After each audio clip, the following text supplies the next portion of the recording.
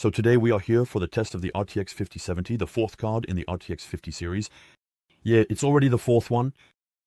The card is supposed to offer performance similar to the RTX 4090 according to Nvidia.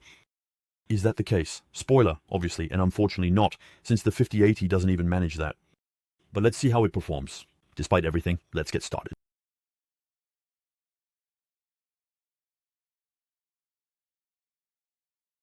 Well then, the RTX 50 series so far, it's been quite a complicated launch for Nvidia with several various issues like the black screen problems for which Nvidia is currently deploying different drivers, and apparently also BIOS updates are in the works to try to fix that, and we hope it will work. The 12V PWR connector from Wolver, which remains very controversial, especially on the very power-hungry cards, the cards that consume 400W and more, like the 5090 or the 4090. The issues with the other card that ended up on the market with missing shrouds, problems apparently identified, and which should no longer occur with Nvidia, which states that the affected cards must be returned for exchange. GPU-Z was updated a few days ago, and it will tell you if your card is affected by the problem or not. We also learned that 32-bit CUDA, and therefore 32-bit physics, are no longer supported by the RTX 50, which means that in these games that have physics, they perform worse now with the new cards than the old ones when physics is enabled. Finally, the biggest problem is obviously the supply issues, with almost non-existent stocks for the cards released so far, and prices that have skyrocketed in the graphics card market in general. Whether it's Nvidia or AMD, there's almost nothing in stock for mid-range and high-end graphics cards, which makes the situation even more frustrating for a new range that already left us a bit wanting. Even without these various problems, the price-performance ratio of this new generation is generally disappointing.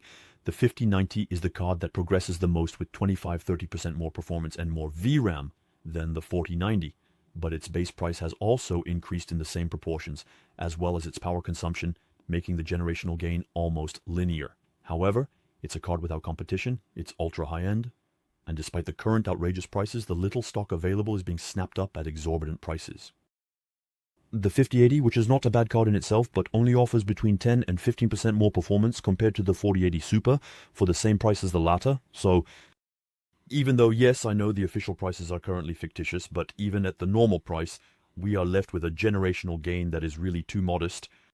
The 5070 Ti, for me, it was until now the most interesting card in the lineup, since it's a pseudo RTS 4080 for an officially lower price than the 4070 Ti Super by $50, and therefore theoretically cheaper than the end-of-year promotions we saw on the RTS 4080 Super, which is not revolutionary, and we understand each other, but it was the most reasonable proposition so far, at least if there had been stock and normal prices.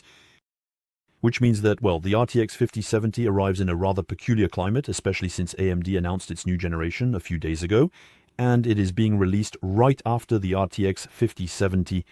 And clearly, if the launch goes better in terms of stock and prices than for the RTX 5070, for AMD, the 9070 XT could be a strong competitor, not only to the 5070 Ti, but also, especially, to the RTX 5070, which is our focus today, since the 5070 is arriving on March 5th with a recommended price of $550 and therefore $649 here.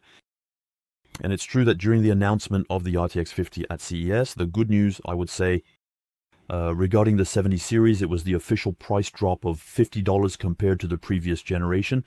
But the bad news for us is that since the euro to dollar exchange rate is worse than last year at the same time, for example, the benefit of this price drop is more or less cancelled out by the fact that the exchange rate is unfavorable for us here.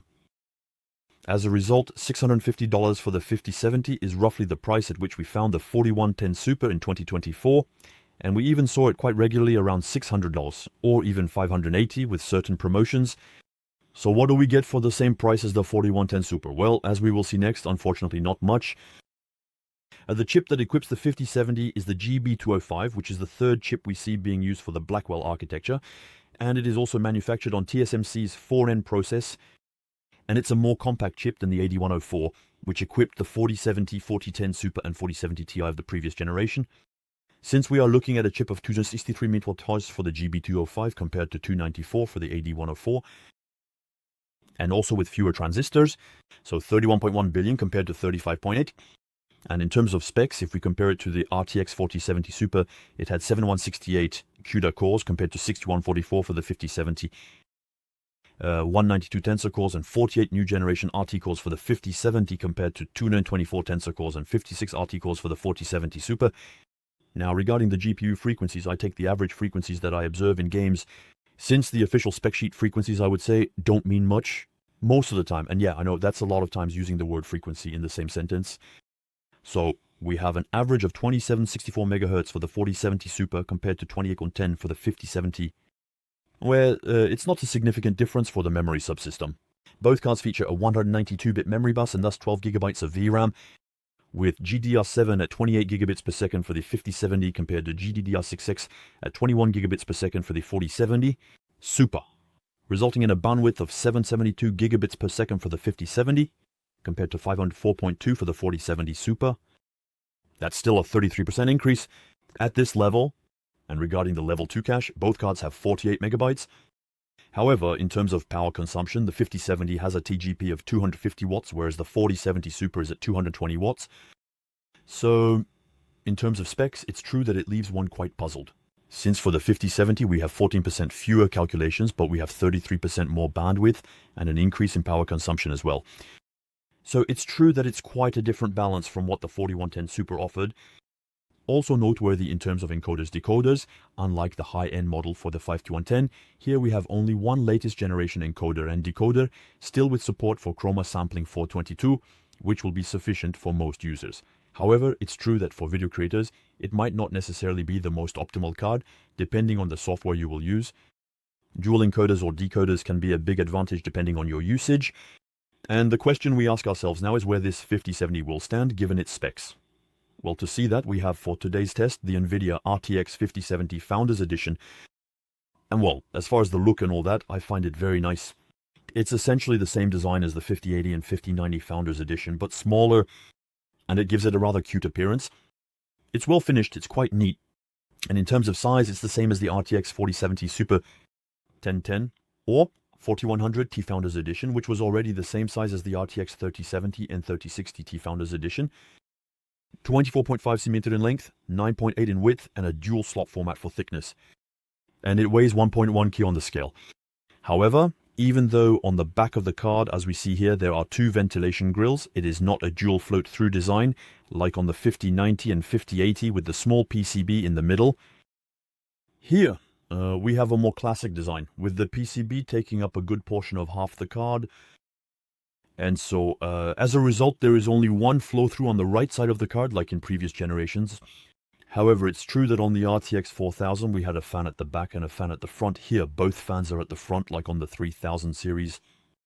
And aside from that, let's just say right away, it's very, very disappointing in terms of the cooling system, which seems to me here much less effective than on the RTX 4000.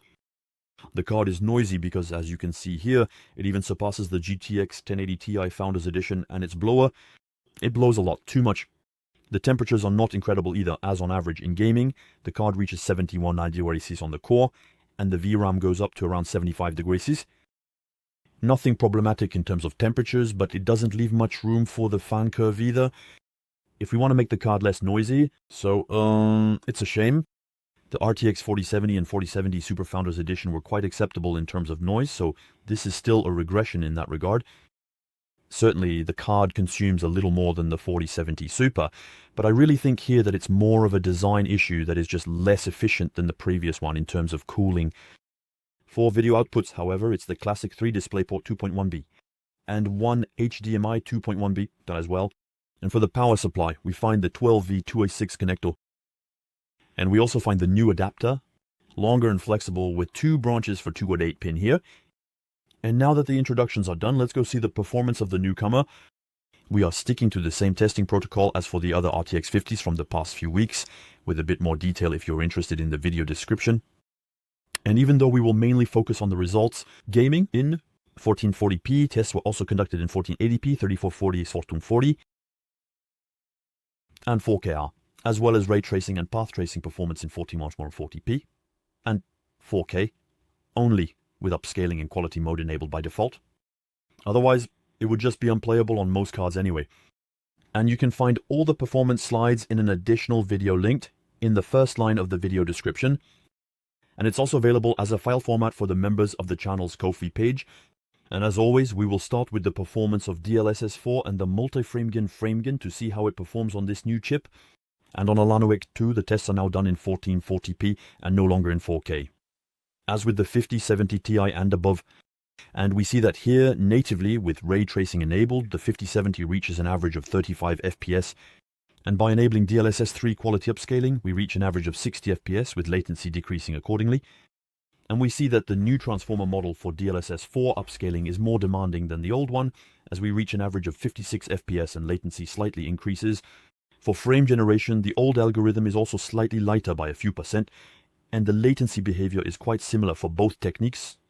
And we see that multi-frame generation allows reaching up to an average of 174 FPS with latency below 70 millimeters. For Cyberpunk 2077, it remains very challenging natively at 1440p. For the 5070 with ray tracing, as we are below an average of 30 FPS. So DLSS 3 or 4 in terms of upscaling achieves more or less the same level of performance and latency, with a slight advantage for DLSS 4 on this game nonetheless, as was the case with the other cards.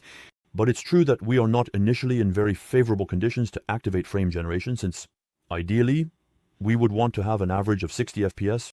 Here we are below 50, so in terms of the final result, for some people it will be okay, for others not. But in terms of the comparison between the old and the new frame generation, there is a very slight advantage for the new frame generation in terms of performance in X2 mode. And we reach almost an average of 150 FPS in multi-frame generation 4X for a low latency. Not much higher than an X2 here. For Dragon Age, which is a much lighter title than Cyberpunk in path tracing, obviously, here in native, we are already at an average of 71 FPS. With ray tracing enabled, the DLSS 4 upscale is more resource intensive than DLSS 3. That's typical, I would say, and the FrameGen X2 also follows the trend, and the multi-frame gen allows us to reach over 200 FPS for very smooth gameplay and latency that stays under 40 megahertz. This is the ideal scenario for multi-frame gen here. And for Marvel Rivals, we find roughly the same scenario where, even though I remind you that this is really not the type of game where you want to use frame generation, because here, the best thing for a competitive player would be to use DLSS upscaling alone to achieve the lowest possible latency, as shown in the graph. So, in terms of the behavior of frame generation and multi-frame generation, it's a little bit heavier, I would say, than for the more powerful cards, because remember, we often reach the latency level of the old generation frame gen with the new frame gen 3X, which is never the case here. For the RTX 57, so we'll see how it performs in more games, but we feel that it's still a bit heavier to manage than for the more powerful cards. Moving on to content creation performance with Blender Open Data, the 5070 is about 4% above the 4010 Super and 18.5% above the base 4070. So it remains a good level of performance compared to the competition, but it's true that the generational gain compared to the 4010 Super isn't particularly impressive. And regarding image generation artificial intelligence, well, first of all, the 12GB of VRAM don't make the 5070 the most suitable card for this type of task, depending on the models you will use. In FP8, the benchmark kept crashing all the time, unfortunately, so I don't have the results. However, the performance in FP4, which is indeed the great strength of the new generation, allows the 5070 to outperform the 4090. But the gap with the 5070 Ti remains significant, as it is 65% higher. But it's true that in terms of applications in general, we're still a good notch below the RTX 5070. We then move on to gaming, and we start with the Nano X2 in 1440p medium.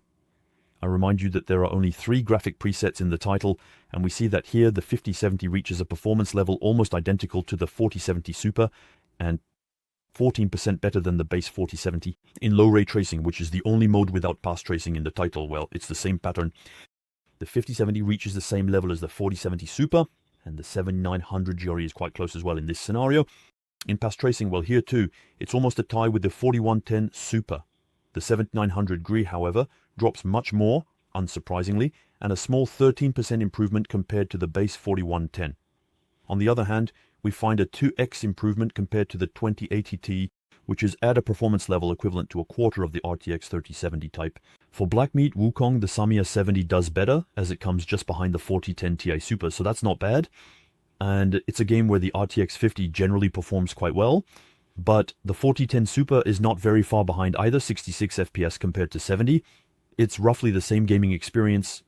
With ray tracing enabled, the Samia 70 positions itself between the 4010 Super and the 4070 Ti Super. It remains a bit tight nonetheless, because even with upscaling, here we are below an average of 60 FPS.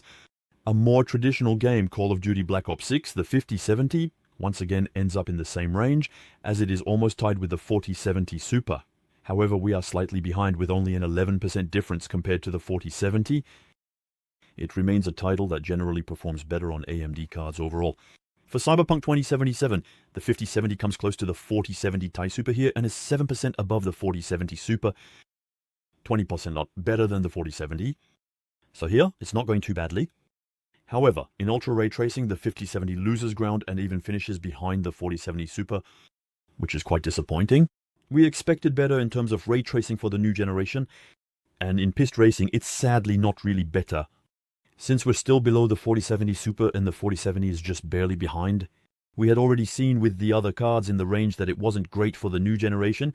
In this game, with activates ray tracing, on Dragon Age the Veilguard, so it's a title, more in favor of the RTX 5000, since the 5070 ends up here at the same level as the 4070 Ti Super and the 7900 XTX, so rather good performance here.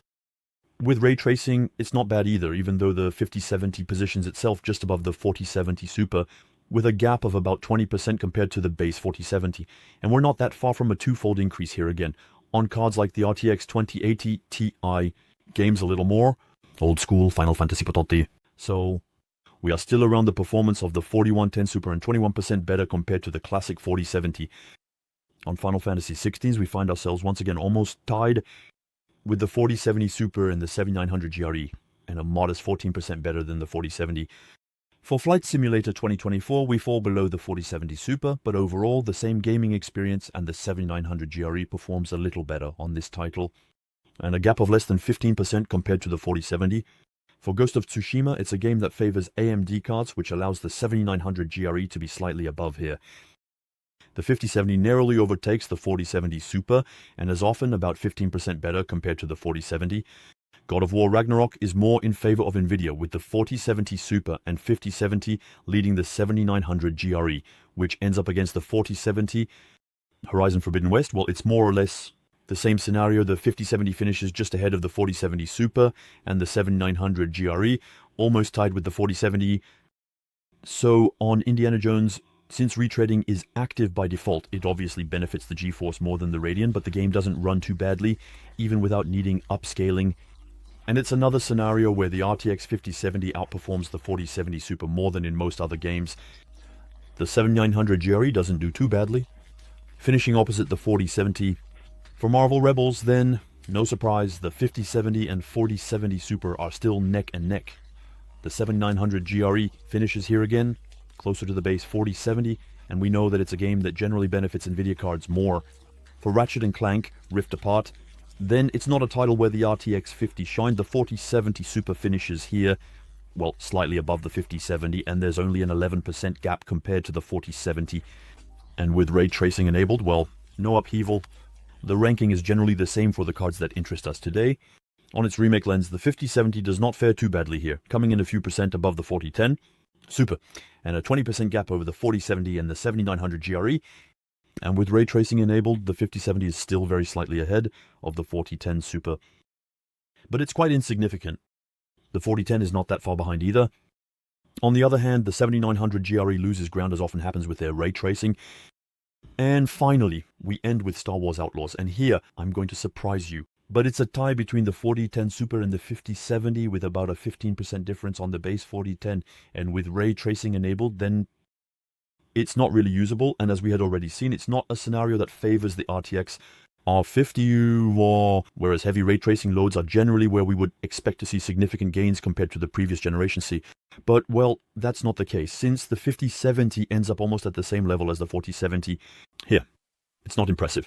So we arrive at the averages in 1080p, and, well, I might surprise you, but the 5070 and the 4070 Super are neck and neck, with a very slight advantage for the newcomer, almost a 16% difference, compared to the base 4070, 13.5 with the 7900 GRE. Well, these are very good performances for 1080p at high frame rate, but depending on your requirements, your screen, and your needs, you don't necessarily need this type of card for 1080p either. In 1440p, which I find is more the target for this type of card, the 5070 ends up 2% above the 4070 Super, which is to say it's the same thing. The gap with the 7900 GRE narrows compared to 1080p with a 10% difference. Here, the base 4110 is outperformed by almost 18%. So obviously there's no reason to forget or compare it to this type of card. For cards like the 2080 Ti, RTX 3070 6700 XT, the 5070 is almost 60% better. And compared to the venerable 1080 Ti, the 5070 has a 150% advantage. At this point, it can no longer be justified. For simple ray tracing, let's say, the 5070 ends up among the likes of the 3090 Ti, 4090 Super, and 7900 XTX. It actually performs quite well in this type of task. However, in path tracing, the 5070 slightly surpasses the 3090 Ti, but the 4070 Super remains almost on par. The AMD cards, on the other hand, are in much greater difficulty, but it's not exactly a celebration. For the GeForce either, since the 5070 ends up here with an average below 60 FPS, and we already have scaling activated. And it's true that we don't really gain much, even compared to the base 4070 here for 3440 by 1440. So it's still a battle between the 4070 Super and the 5070, and we reach almost 4% advantage, probably thanks to its higher bandwidth due to the GDDR7, and there's still a 10% gap compared to the 7900 GRE and 18% compared to the 4070.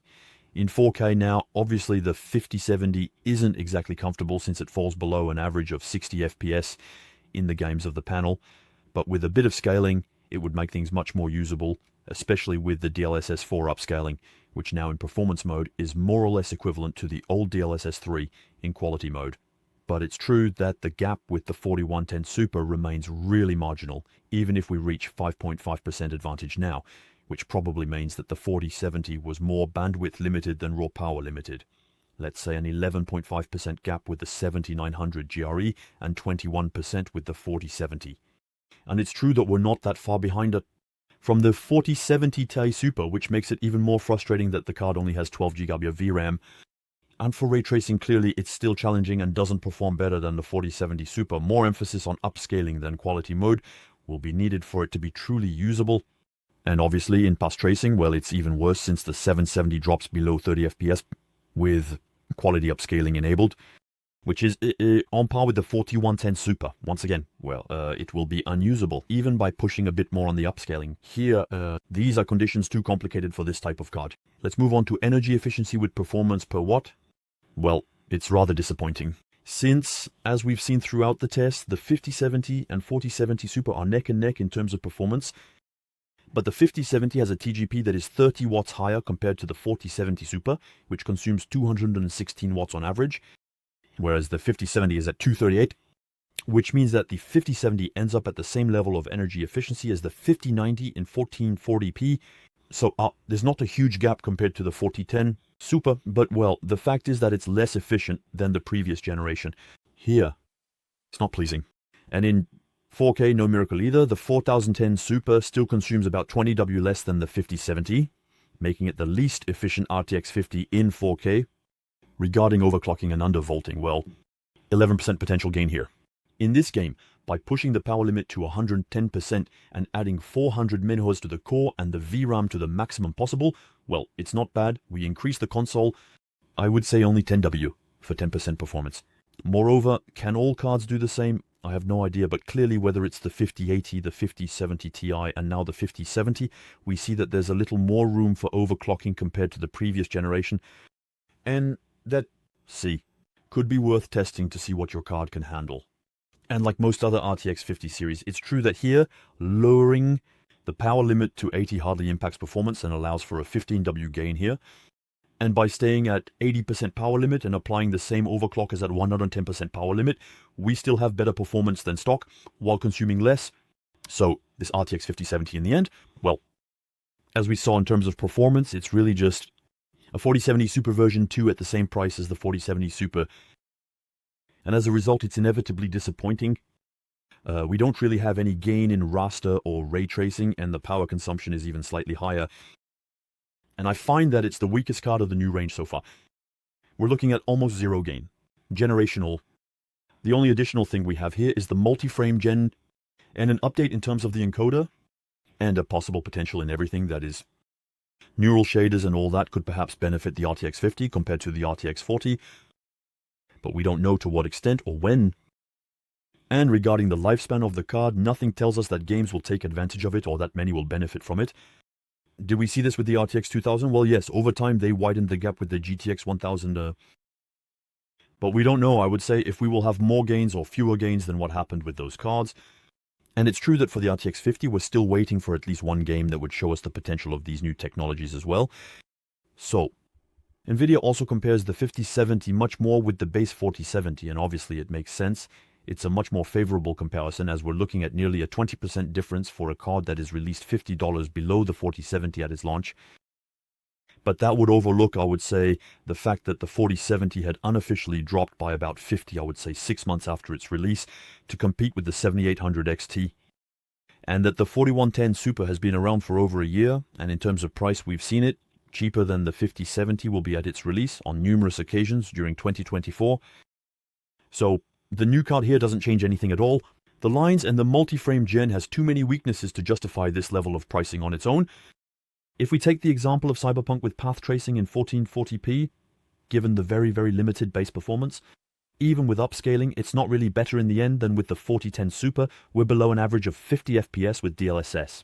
In terms of quality, frame generation will be far from suitable for everyone, whether in X2 or X4 mode, because the input performance is not optimal, and it will create even more artifacts in X4 mode than in X2 mode, with consequently even higher latency. If we take Nvidia's marketing example, where the 5070 would offer a similar frame rate with multi-frame Gen X4 as the 4090 in frame Gen X2, then in the case of Cyberpunk, once again, the 4090 is at 85 FPS in path tracing at 1440p without frame generation.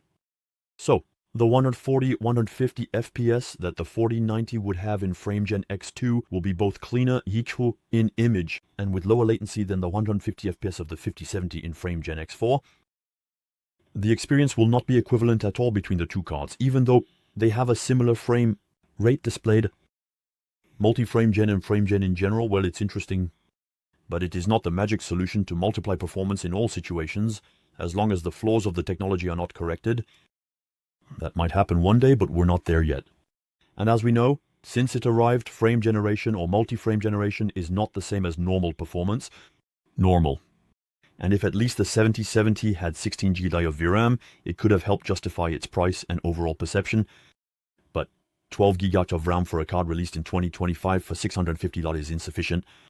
Nvidia has repeated a little bit here for me, the same scenario as with the 3070 and its 8GB of VRAM at the time.